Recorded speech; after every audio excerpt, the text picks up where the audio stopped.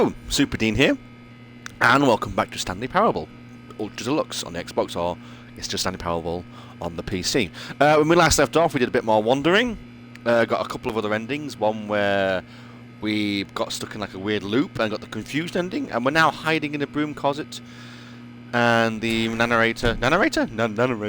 Ah, second player. It's good to have you on board. I guarantee... You too? Unbelievable.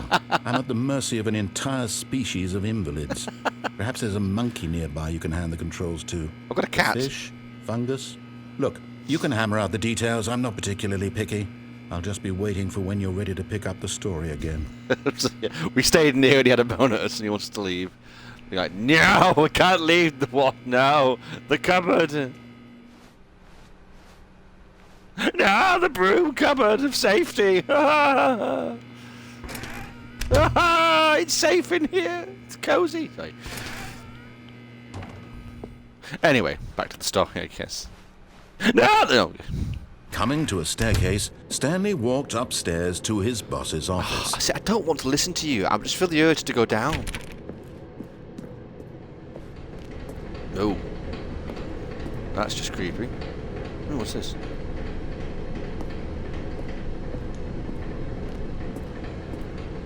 But Stanley just couldn't do it. No.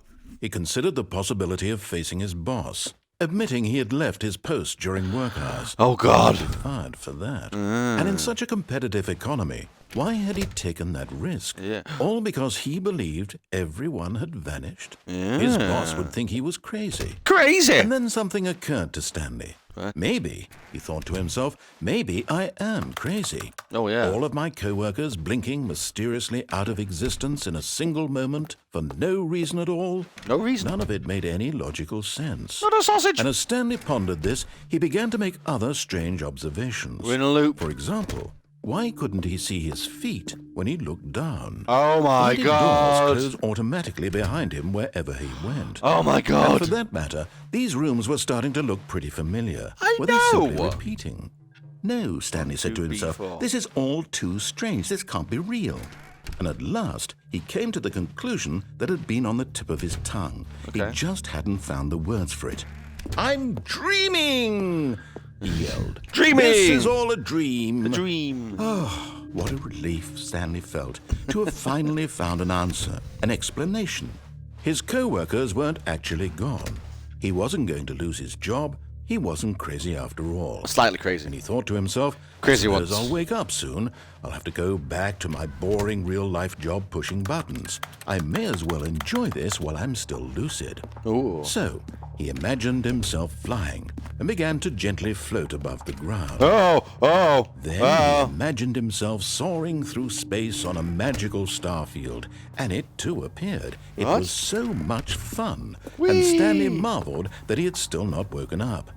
How was he remaining so lucid? And then perhaps the strangest question of them all entered Stanley's head. Okay. One he was amazed he hadn't asked himself sooner. Which is? Why is there a voice in my head dictating everything that I'm doing and thinking? Because we're crazy. Now the voice was describing itself being considered by Stanley, who found it particularly strange. I'm dreaming about a voice describing me, thinking about how it's describing my thoughts, he thought. And while he thought it all very odd and wondered if this voice spoke to all people in their dreams, Possibly. the truth was that, of course, this was not a dream. How could it be? It was a nightmare. Was Stanley simply deceiving himself? Believing that if he's asleep, he doesn't have to take responsibility for himself? Oh, God! Stanley is as awake right now as he's ever been in his life. Then explain!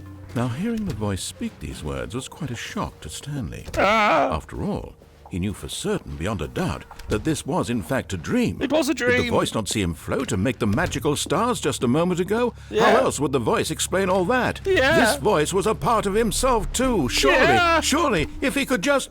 He would prove it. He would prove that he was in control, that this was a dream. Okay. So he closed his eyes gently, and he invited himself to wake up.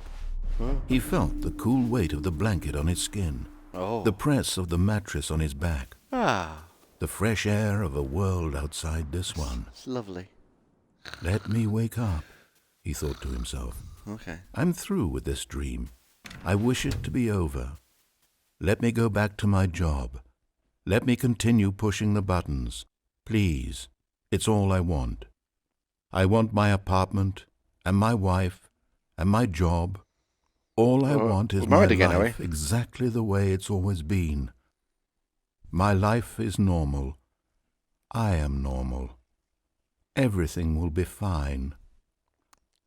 I am okay. No, we're not. Damn it! Stanley began screaming. Please, someone, wake me up. My name is Stanley. I have a boss. I have an office. I am real. Please, just someone tell me I am real. I must be real. I must be. Can anyone hear my voice? Who am I? Who am I? And everything went black.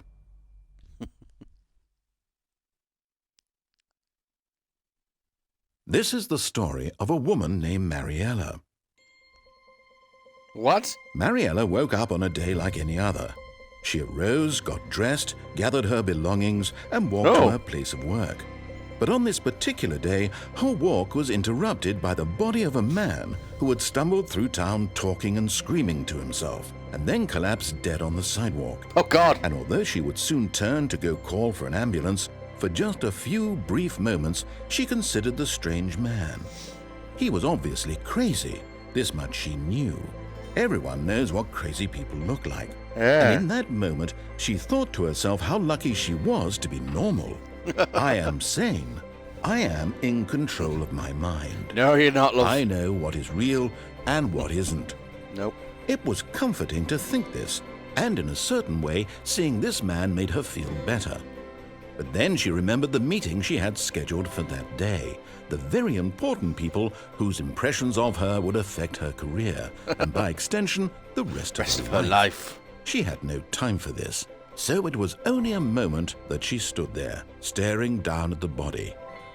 And then she turned and ran. She's not ran yet. Nope. What is going on? What is happening? Ah! And we're back! We're back! All of his co-workers were gone. What could it mean? What could it mean? Stanley decided to go to the meeting room. Perhaps he had simply missed a memo. Fine! When Stanley came to a set of 2 open doors, he entered the door on his left.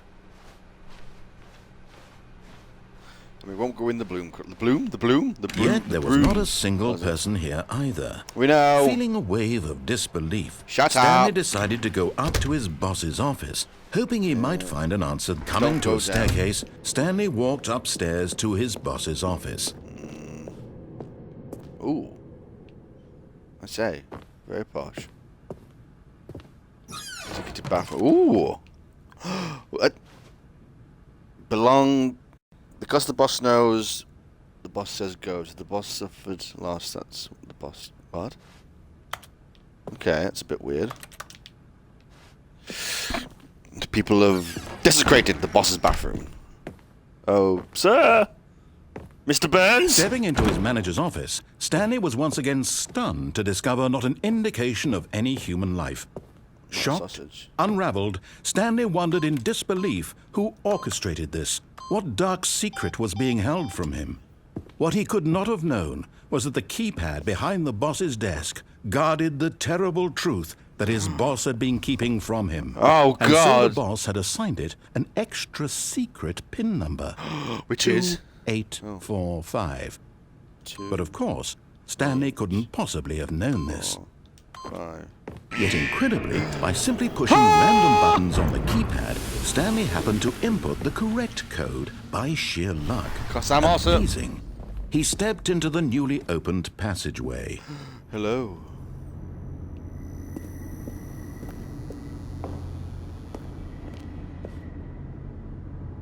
Very dark around here. Oh, it's a button. Going down. We're going down. Deeper underground. Descending deeper into the building, Stanley realized he felt a bit peculiar. I feel a bit peculiar. It was a stirring of emotion in his chest, Oh. as though he felt Sorry. more free to think for himself, to question the nature of his job. Why did he feel this now, when for years it had never occurred to him? This question would not go unanswered for long. Okay, right. So where are Stanley we? walked straight ahead through the large door that read Mind Control Facility. Escape. Although this passageway had the word escape written on it, the truth was that at the end of this hall, Stanley would meet his violent death. Oh. Oh no. The door behind him was not shut. Stanley still had every opportunity to turn around and get back on track. At this point, Stanley was making a conscious, concerted effort to walk forward and willingly confront his death. I have no fear. I am not afraid. Oh dear.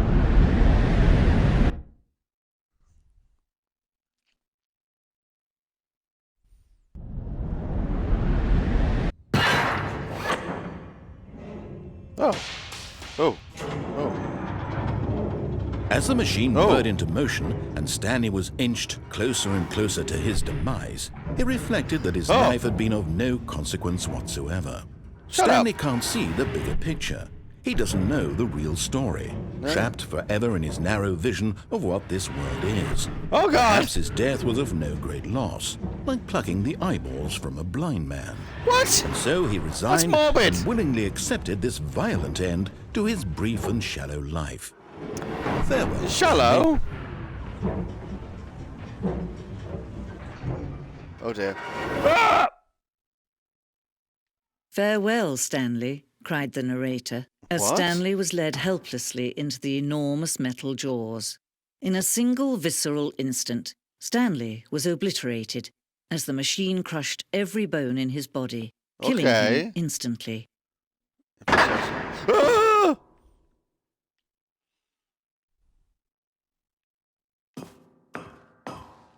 What the hell? And yet it would be just a few minutes before Stanley would restart the game, back in his office, as alive as ever. Okay. What exactly did the narrator think he was going to accomplish? Oh. When every path you can walk has been created for you long in advance, death becomes meaningless, making life the same. Oh, it's Do you see now? Do you see that We're Stanley in a was museum. already dead from the moment he hit start? Nature paintings. Stanley's computer.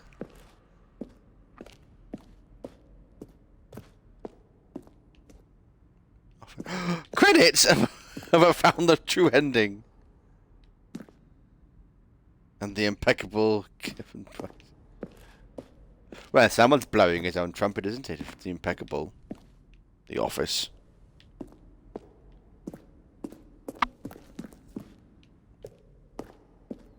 War zone? There's a war zone? Fighting aliens.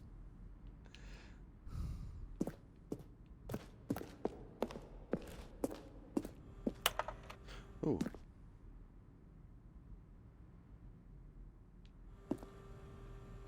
Narrator emails. La la la la la. The apartment timer. Oh. What?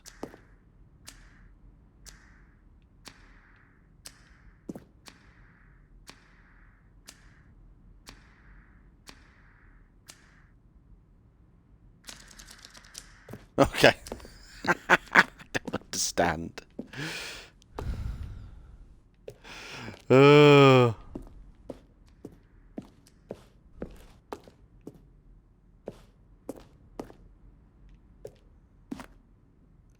Zending mode?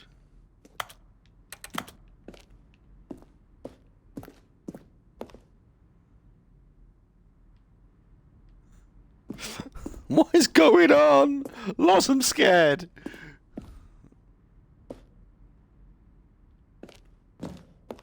I don't understand. Ooh.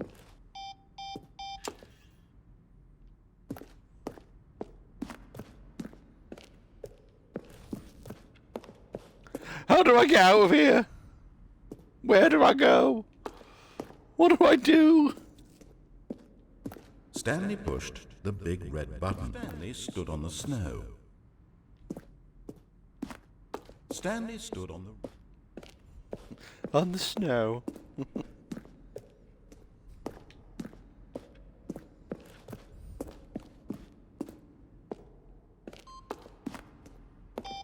Ah!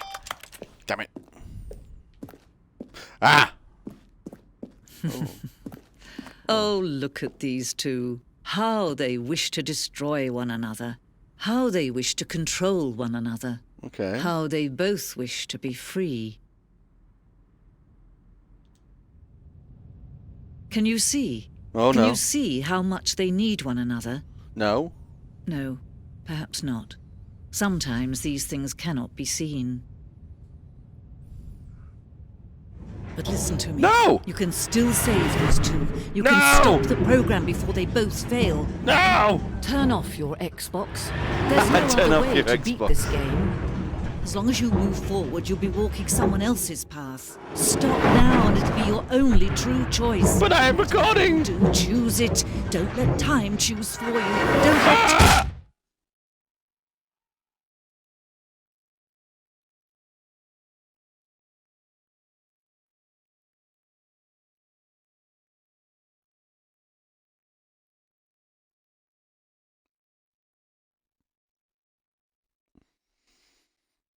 Oh, back. What the hell is going on with this game? I have no idea. Anyway, I do unfortunately need to end it there, so it's a bit of a shorter episode than planned.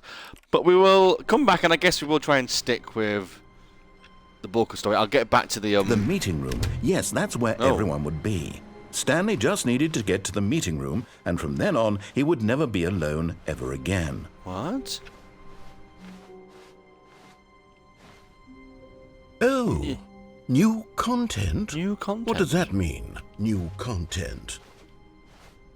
Ah, okay, we're going to have to end it there, and we'll come back next time, and we shall go explore the new content. So thank you for watching.